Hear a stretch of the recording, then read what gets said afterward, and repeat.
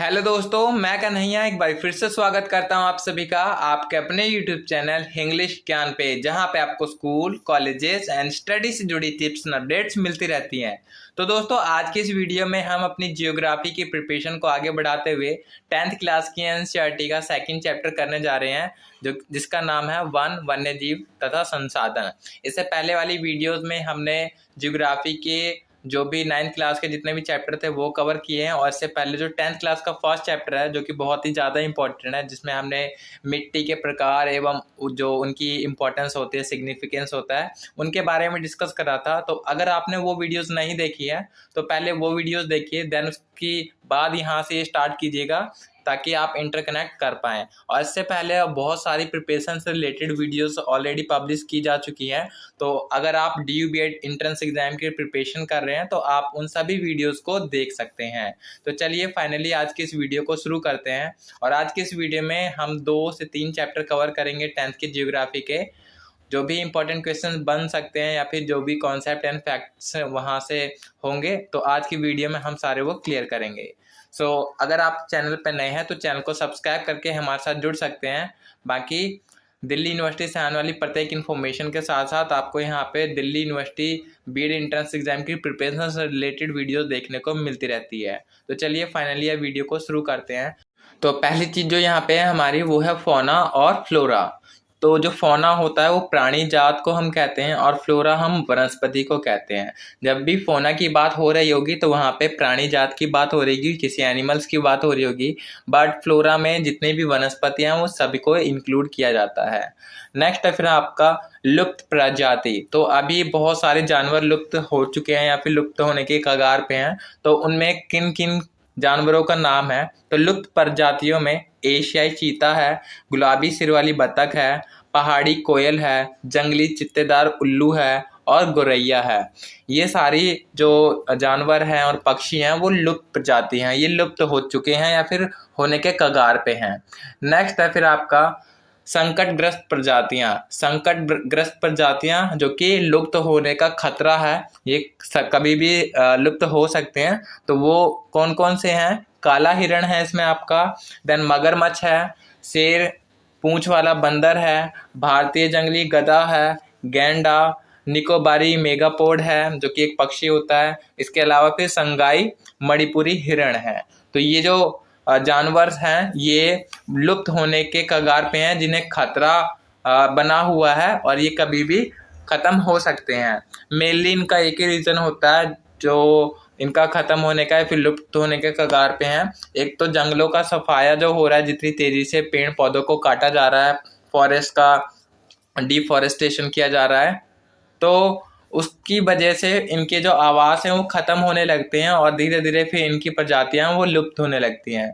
Like जो ऊपर गौरैया है, गौरैया क्यों ख़त्म हो रही हैं? क्योंकि अभी हम देख रहे हैं कि टेक्नोलॉजी बढ़ती जा रही है, फ़ोन का यूज़, इंटरनेट का यूज़ बढ़ते जा रहा है, तो ये भी इन्हें इफ़ेक्ट करती है कहीं ना कहीं इनके आवास पे और इनकी आने वाली प्रजातियों पे। लाइक आपने वो रोबोट 0.2 पिक्चर देखी होगी या 2.0 जो भी है, तो उस पिक्चर में जो भी दिखाया गया वो बहुत ही रियल दिखाया गया।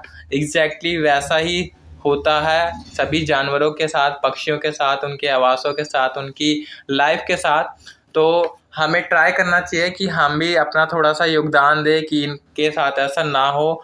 हम अगर 1% भी अपना कुछ एफर्ट लगा सकते हैं इनको बचाने के लिए, वो तो हमें वो लगाना चाहिए। नेक्स्ट है फिर आपका फिर सुभेद प्रजातियां। सुभेद प्रजातियां मतलब कि इनकी संख्या निरंतर घट रही है, बहुत तेजी से घट रही है और एक दिन फिर ये भी लुप्त हो जाएंगे। इसमें है आपका नीली भेड़, गंगा नदी की डॉल्फिन और एशियाई हाथी। इसके साथ फिर आपका चिंकारा काला हिरण होता है। ये सारी जो हैं जानवर, ये हैं सुभेद प्रजाति, ये खत्म होने के कगार पे हैं और जल्दी जल्दी घट रहे हैं। फिर नेक्स्ट है आपका मुंडा और संथाल जनजातियां कहाँ से हैं और इनका संबंध किससे है? तो महुआ और कदम्ब, इनका संबंध महुआ और कदम्ब से है। ठीक है, बाकी मुंडा और संथाल जनजातियां कहाँ पे रहते हैं, किस राज्य से संबंधित है, तो वो मुझे आप कमेंट में बताना। फिर नेक्स्ट आपका इमली और आम का संबंध किस राज्यों से है? तो ओडिशा तथा बिहार की जनजातियों से है इमली और आम का संबंध। नेक्स्ट है फिर आपका बीज बचाओ आंदोलन कहाँ पर चालू हुआ और किन्होंने चालू करा, तो टिहरी के किसान व नागरिकों समूहों ने बीज बचाओ आंदोलन चालू करा, और ये टिहरी आपका उत्तराखंड में ही है। नेक्स्ट है फिर आपका काला हिरण, जिसे हम चिंकारा कहते हैं। इसका संबंध किससे है? तो इसका संबंध आपका राजस्थान का बिश्नोई समुदाय है, जो कि काला हिरण से संबंधित है, और ये इनकी सुरक्षा करते हैं। ठीक है। नेक्स्ट है फिर आपका ये चैप्टर यहाँ पे कंप्लीट हो जाता है। तो देखिए अभी तो यहाँ पे ना हम थोड़े थोड़े फैक्ट वाइज बात कर रहे हैं कि जो भी उस चैप्टर में इंपॉर्टेंट फैक्ट्स हैं उन पर गौर कर रहे हैं, बट आने वाली वीडियोज़ में हम इनके एक्सप्लेनेशन कॉन्सेप्ट के साथ देखेंगे कि इस चैप्टर में और क्या क्या चीज़ें हैं, डीपली पढ़ेंगे। बाकी अभी जो भी ऊपर से चैप्टर में दिख जाता है कि ये चीज़ें हैं, तो वो हम क्वेश्चंस यहाँ पे डिस्कस कर रहे हैं। इसी तरह फिर 10th क्लास की ज्योग्राफी का ये 3rd चैप्टर है, जल संसाधन। तो जल संसाधन में जो पहला है वहाँ पे पालर पानी। पालर पानी से आप क्या समझते हैं? तो पालर पानी को वर्षा का सबसे शुद्ध जल कहा जाता है, और ये राजस्थान में है। ठीक है, राजस्थान में पालर पानी कहा जाता है सबसे शुद्ध जल को। फिर आपका विश्व में कुल जल के आयतन का कितना भाग उपयोग लायक है? तो ये केवल 2.5% है जो कि उपयोग लायक है। बाकी जितना भी पानी है हमारे पास, या फिर विश्व में जितना भी पानी है, चाहे समुद्र का पानी हो गया, नदियों का पानी हो गया, या फिर और कहीं भी किसी भी फॉर्म में जो पानी है, उसका बस केवल 2.5% ही भाग है जो कि पीने योग्य है, और इसका हम इस्तेमाल करते हैं।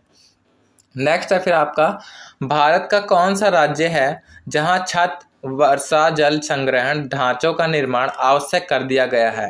तो ये है तमिलनाडु। और ऐसा क्यों करा गया है? तो तमिलनाडु का जो जमीनी जल स्तर है वो इतना नीचे जा चुका है कि वहाँ पे बहुत ही गहराइयों में अगर आप खोदेंगे या फिर मोटर डालेंगे समरसीवर, तो भी मुश्किल से पानी वहाँ से निकलता है। तो इसलिए वहाँ पे जल संग्रहण का जो ये ढांचा है, मॉडल है, उसे लागू कर दिया है और आवश्यक कर दिया गया है, ताकि पानी की कमी को हम थोड़ा सा दूर कर सकें। अगला है फिर आपका खादीन और जोहड़ क्या है? तो खादीन और जोहड़ क्या होता है? शुष्क अर्ध शुष्क क्षेत्रों में जल को एकत्रित करने का एक तरीका होता है, जिसे हम खादीन और जोहड़ के नाम से जानते हैं। जैसे आपका गुजरात हो गया, राजस्थान हो गया, इस तरह से जो भी राज्य हैं जो कि शुष्क और अर्ध शुष्क क्षेत्र में आते हैं, तो वहाँ पे इन तरीकों के माध्यम से हम जल को संरक्षित करते हैं और बचाते हैं। नेक्स्ट है फिर आपका ऐसा राज्य जहां पर्याप्त मात्रा में वर्षा होने के बावजूद भी जल की कमी है, तो वो है आपका मेघालय।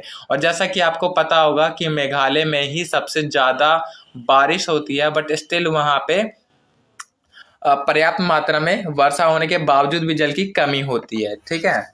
अगला फिर आपका टांका। टांका से आप क्या समझते हैं? तो टांका राजस्थान में वर्षा जल संग्रहण को टांका कहते हैं। ठीक है, टांका राजस्थान से संबंधित है वर्षा के जल के संग्रहण को लेकर। नेक्स्ट है फिर आपका बांधों को आधुनिक भारत का मंदिर किसने कहा है? बहुत ही अच्छा प्रश्न है कि बांधों को आधुनिक भारत का मंदिर किसने कहा है? तो जवाहरलाल नेहरू, जो कि हमारे प्राइम मिनिस्टर रहे थे, उन्होंने बांधों को आधुनिक भारत का मंदिर कहा था।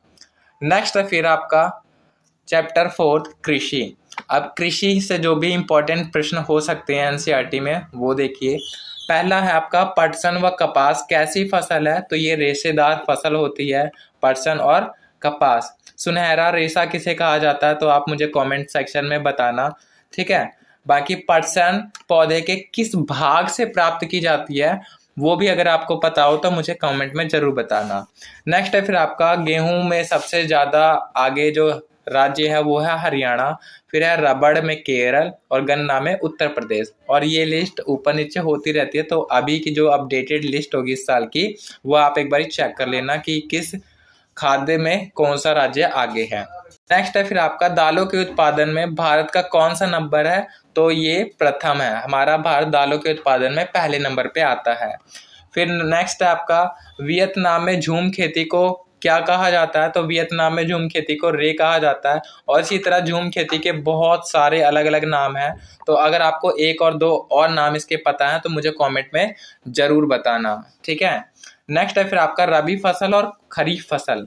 तो रबी फसल और खरीफ फसल, जैसे रबी में आपका गेहूं आता है, चना, जौ, मटर, सरसों, ये सारे आते हैं जो कि सर्दियों में बोई जाती है और गर्मियों में काटी जाती है। इसी के साथ खरीफ फसल है जो कि बरसात के मौसम में सावन में बोई जाती है, लाइक चावल हो गया, ज्वार हो गया, बाजरा, मक्का, जिनमें पानी की अधिक मात्रा लगती है। तो वो खरीफ फसल होती है जो कि ठंडियों में काट ली जाती है। और खरीफ और रबी के बीच में जो एक टाइम पीरियड होता है उसमें कौन सी फसल उगाई जाती है, आप मुझे कमेंट में बताना। फिर नेक्स्ट आपका झूम खेती। झूम खेती को फिर ब्राजील में कहा जाता है रोका। नेक्स्ट है फिर आपका गहन कृषि किसे कहते हैं। अब गहन कृषि में क्या होता है, अधिक उत्पादन के लिए अधिक मात्रा में रासायनिक उर्वरकों व सिंचाई का प्रयोग किया जाता है और छोटी सी भूमि पर एक साथ कई फसलें उगाई जाती है। इस प्रकार की कृषि को हम क्या कहते हैं, गहन कृषि। ठीक है। नेक्स्ट है फिर आपका सुनहरा रेशा किसे कहते हैं। तो जैसा कि मैंने ऊपर प्रश्न पूछा था कि सुनहरा रेशा किसे कहते हैं, तो पटसन आपका सुनहरा रेशा होता है। और मैंने आपसे पूछा था कि ये पौधे के किस भाग से प्राप्त किया जाता है, तो वो मुझे अभी कमेंट में बताना। नेक्स्ट है फिर आपका रबड़ और चाय कैसी फसलें हैं। रबड़ और चाय कैसी फसलें हैं, तो ये आपकी रोपण फसलें हैं। और ये किन राज्यों में ज़्यादा उगाई जाती है और किस प्रकार की मिट्टी पे उगाई जाती है, आप मुझे कमेंट में बताना।